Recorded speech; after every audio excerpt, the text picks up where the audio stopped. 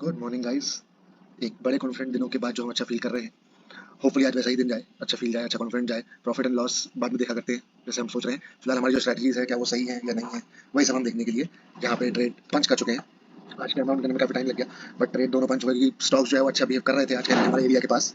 तो एंट्री लेने के बाद, दो एंट्री लेने के बाद हम लोगों ने कैमरा ऑन किया और हम देख रहे हैं यहाँ पे दो एंट्री हमने ली है। फिर हम छोटे टाइम फ्रेम पे दोनों को डिस्कस कर लेते हैं क्यों ली है, और बड़े टाइम फ्रेम पे देखेंगे ये किस वजह से ली थी।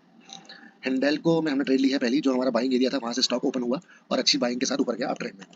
और जहाँ हमें एंट्री नहीं मिली तो हम वेट करते हैं और किसी बेटर पोजीशन के लिए। तो हमें दिखता है कि स्टॉक जब नीचे आ रहा था तो 50% जोन के पास, जब अप ट्रेंड में है तो ज़्यादा ज़्यादा रीजन हमें नहीं चाहिए, बस एक ब्रेकआउट, बेटर ब्रेकआउट चाहिए, जिसमें हमें दिखता है कि 50% जोन के पास आ गई है, फिर से लो हाई, और इस लो हाई का पहला ब्रेकआउट, अप ट्रेंड का पहला ब्रेकआउट हमें विद वॉल्यूम यहाँ पे मिलता है। और इसके ऊपर हम लोग अपनी एंट्री प्लान करते हैं। अब यहाँ कहीं हमें ब्रेकआउट मिला है तो हमारा पहला टारगेट ये हो सकता है, सेकंड टारगेट ये हो सकता है आज का हाई।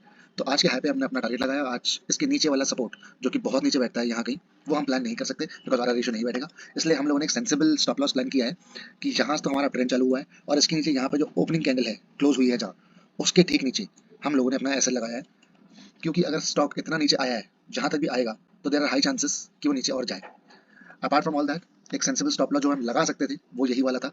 जो एक्चुअल हमारा इंटरडे स्टॉप लॉस होता है वो तो यहाँ के करीब होता, तो आर रेशो नहीं बैठ सकता था वहाँ पे। तो आर रेशो के हिसाब से हमने ये स्टॉप लॉस प्लान किया है। Because of stop loss issues हमने ये ट्रेड जो है ट्रायल क्वांटिटी में लिया है, बहुत लो क्वांटिटी में, ताकि हम टेस्ट कर सकें कि हम स्टॉप लॉस की थ्योरी जो फॉलो कर रहे हैं वो सही है कि नहीं। कॉन्फिडेंट इसलिए है क्योंकि अप ट्रेंड में है और हमने ब्रेकआउट पे ट्रेड लिया है, और इसके जो जहाँ से अप ट्रेंड चालू हुआ उसके नीचे हमने स्टॉप लॉस लगाया है विद गुड बफर। अगर ये बफर भी तोड़ देता है, नीचे जाता है, तो हम समझ जाएंगे कि हमें स्टॉप लॉस को रिस्पेक्ट करना चाहिए हमारी स्ट्रेटजी को, और हम करेंगे।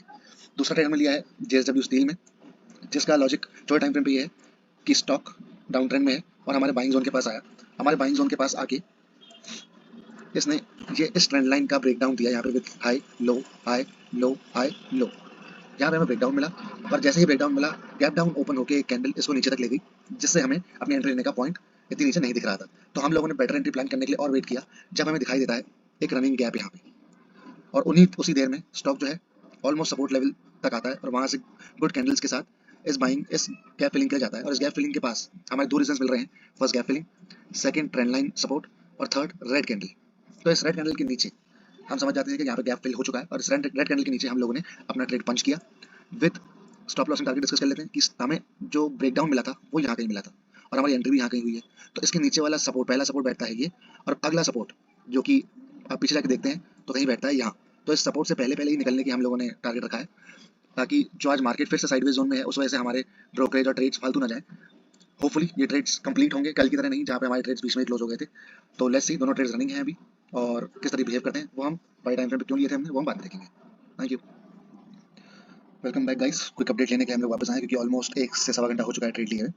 तो हम देख रहे हैं कि हमारा हिंडाल्को वाला ट्रेड्स फिलहाल साइडवेज में जा चुका है, साइडवेज टू नेगेटिव में।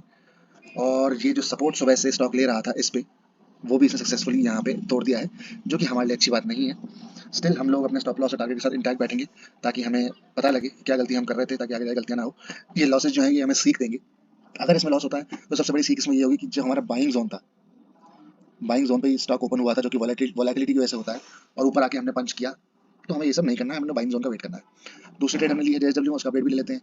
उसका अपडेट ये है कि जब हमने ट्रेड यहाँ पंच किया है, उसके बाद स्टॉक जो साइडवेज ही था और ऊपर भी गया है, ऊपर जाने के बाद ये वाले जो रिजेक्शन लेवल्स थे इनको भी तोड़ा है, जिनकी वजह से यहाँ पे बायर्स जो है वो अट्रैक्ट हुए होंगे।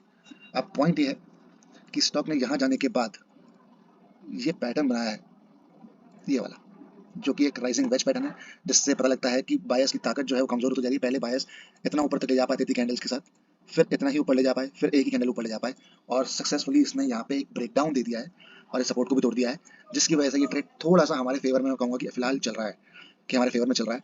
बाकी जो रिजल्ट्स हैं वो अभी भी पेंडिंग है, कि मार्केट किस तरीके से रिएक्ट करता है, क्या करता है, वो हम देखेंगे। तब तक हम देख लेते हैं कि निफ्टी सुबह से कर क्या रहा है।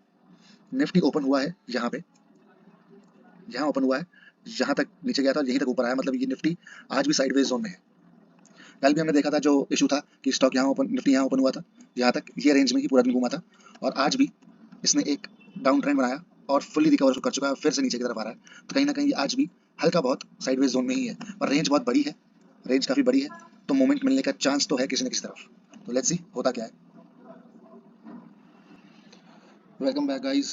मार्केट हो गया है close, very very very bad day at work today, क्योंकि दोनों ट्रेड में हो गए हैं लॉसेस, और अच्छे खासे लॉसेस हुए हैं, क्योंकि एक ट्रेड हमने ट्रायल लिया था, एक ट्रेड अच्छी क्वांटिटी में लिया था, और दोनों ट्रेड हिट लॉस हिट कर चुके हैं हम ना।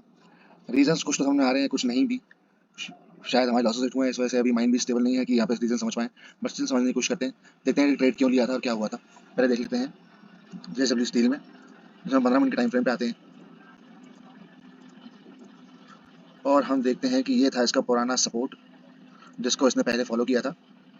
सपोर्ट, रेजिस्टेंस, अगेन सपोर्ट, यहाँ पे सपोर्ट था।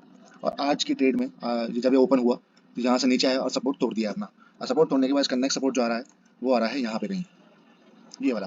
तो हम लोगों ने प्लान किया कि अगर फिबोनाची को यूज़ करते हुए या फिर पॉइंट्स को यूज़ करते हुए हमें कोई अपना सेलिंग एरिया मिले जहाँ पे हम अंदर जाके इसको सेल कर सकते हैं, तो फिबोनाची को यूज़ करते हैं। यहाँ देखते हैं कि ऐसे तो हमें कहीं पॉइंट नहीं मिल रहा। हम थोड़ा छोटे टाइम फ्रेम पे जाके देखते हैं तो हमें दिखता है कि जब स्टॉक यहाँ ओपन हुआ तब इसने सपोर्ट तोड़ा, नीचे आया और वापस ऊपर जा रहा है उसी एरिया में जहाँ पे इसने रिसेंटली आज ही सपोर्ट लिया था, जो कि था ये। स्टॉक यहाँ ओपन हुआ था, नीचे आया, यहाँ सपोर्ट लिया, ऊपर गया, फिर नीचे आया, यहाँ थोड़ा स्ट्रगल भी किया, ये स्ट्रगल, और फिर नीचे फॉल किया था। तो मतलब कहीं ना कहीं ये एरिया एक सेंसिटिव एरिया है जहाँ पे सेलर्स और बायर्स हो सकते हैं। तो ये हमने एरिया मार्क किया अपना, और ताकि अपनी सेल पोजीशन अपन बना सकें। और छोटे टाइम फ्रेम में हम लोग एंट्री लेने के लिए जाते हैं। तो ये हमारा सेल एरिया था। हम देखते हैं कि स्टॉक सुबह से डाउन ट्रेंड में है और आज अभी तक अपना 50% सपोर्ट नहीं तोड़ा है। मतलब जो सेलर्स हैं वो स्ट्रॉन्ग है और वो नीचे लेके आ रहे हैं, रिट्रेसमेंट पे यहाँ तक गए हैं। तो अपने 50% रिट्रेसमेंट को चेक करते हुए फिर से नीचे फॉल दिखाएंगे, जिसमें हम लोग देखते हैं कि स्टॉक इस ट्रेंड लाइन को फॉलो करता हुआ रिट्रेसमेंट की तरफ जा रहा है। और यहाँ पे high low, high low, high low, एक डाउन ट्रेंड बना के टाइप 3 ब्रेकआउट दिया विद वॉल्यूम, और उसके नीचे स्टॉक निकल रहा है। हमें यहाँ पे बेटर एंट्री नहीं मिल रही थी बिकॉज हमारा रेशियो, तो हमने वेट किया इस गैप फिलिंग लेवल का, इस गैप फिलिंग लेवल का वेट करते हुए इस ट्रेंड लाइन सपोर्ट का भी। तो यहीं पे कहीं हमें एक रेड कैंडल मिलती है जिसके नीचे हम एंट्री लेते हैं, यहाँ पे विद स्टॉप लॉस ऑफ ऊपर वाला, रिलेटिव ऊपर वाला रेजिस्टेंस जो कि बैठता है यहाँ कहीं, ये वाला। और हमारे जो टारगेट्स होंगे, अगर हमें एंट्री यहाँ मिल रही है, ये ब्रेकआउट के बाद हमें एंट्री मिल रही है कहीं यहाँ कहीं, तो हमारा पहला सपोर्ट बैठता है यहाँ और दूसरा सपोर्ट नीचे वाला बिगर टाइम फ्रेम के हिसाब से। तो यहाँ पे हमारी एंट्री एक अच्छे खासे आर आर रेशियो के साथ 1.4 के साथ बैठ रही थी, which was very much in favour. हम ट्रेंड के साथ भी थे, हमारा आर आर रेशियो भी साथ था, बट पता नहीं किस वजह से, मेजर वजह जो मुझे ये लग रही है कि ये जो ट्रेंड लाइन हम ड्रॉ की है रेजिस्टेंस वाली, ये एक प्रॉपर ट्रेंड लाइन नहीं है। क्योंकि जो ट्रेंड फॉलो हो रहा है इस ट्रेंड लाइन पे वो एक प्रॉपर ट्रेंड नहीं है। एक प्रॉपर ट्रेंड लाइन हम जो कंसिडर करते हैं वो होती है रीजनेबल स्विंग्स के साथ।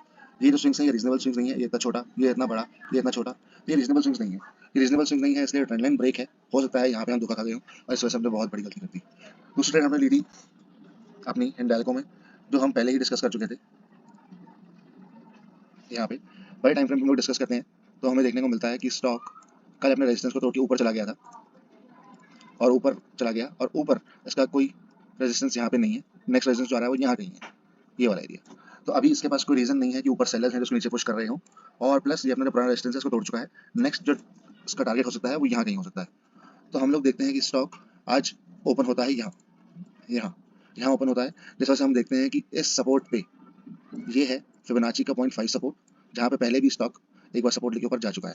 तो यानी स्टॉक जहाँ से ऊपर गया था, यहाँ पे सपोर्ट लिया, फिर ऊपर गया था, मतलब ये स्ट्रॉन्ग सपोर्ट है। और घूम के पहली बार यहाँ पे स्टॉक आया है। तो इस स्टॉक से, इस सपोर्ट से, जहाँ से स्टॉक के उठने के चांसेस हैं, क्योंकि हमें दो रीजन सक्सेसफुली हम मिल चुके हैं, ये बन जाता है हमारा बाइंग जोन। अब छोटे टाइम फ्रेम में हम लोग एंट्री लेने के आते हैं, तो हम लोगों ने ये डिसाइड किया था हमारा बाइंग जोन। अब बाइंग जोन के ऊपर जब स्टॉक निकला तेजी से स्टार्टिंग के 15 मिनट्स में, 15-20 मिनट्स में, तब ये मोमेंटम आया। उसके बाद स्टॉक यहीं ट्रैवल कर रहा था।